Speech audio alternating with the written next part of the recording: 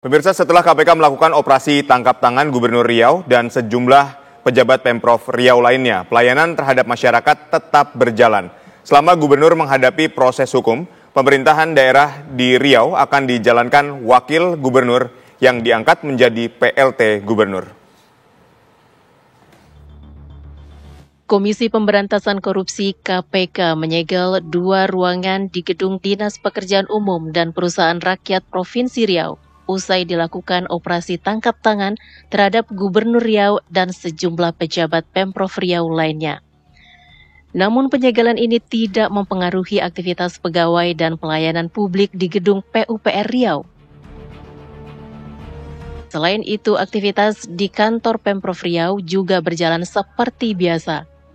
Meski OTT KPK menjaring Gubernur Riau dan sejumlah pejabat Pemprov, pelayanan terhadap masyarakat harus terus berjalan.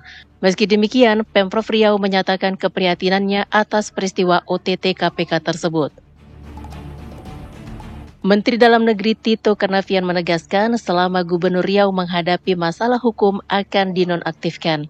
Sementara Wakil Gubernur Riau akan menjadi PLT Gubernur hingga proses hukum ingkrah. Maka dia akan dinonaktifkan kalau dia ditahan. Kalau nggak ditahan tetap jalan terus. Tapi kalau ditahan, maka dia akan dinonaktifkan. Saya akan menonaktifkan. Dan setelah itu kemudian di PLT-kan Wakil Gubernur.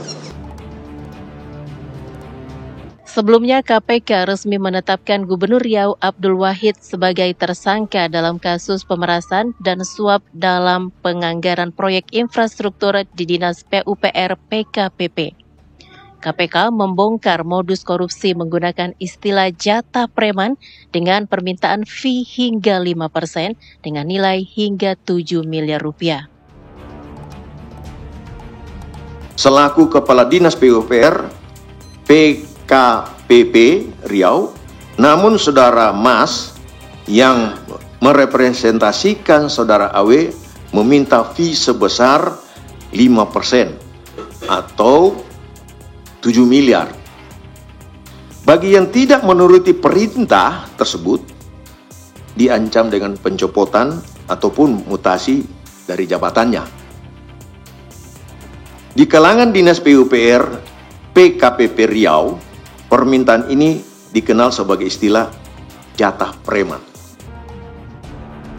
KPK juga menyita uang tunai dalam bentuk rupiah, dolar Amerika, pound sterling yang jika dikonversi rupiah lebih dari 1,6 miliar. Tim TV One mengabarkan.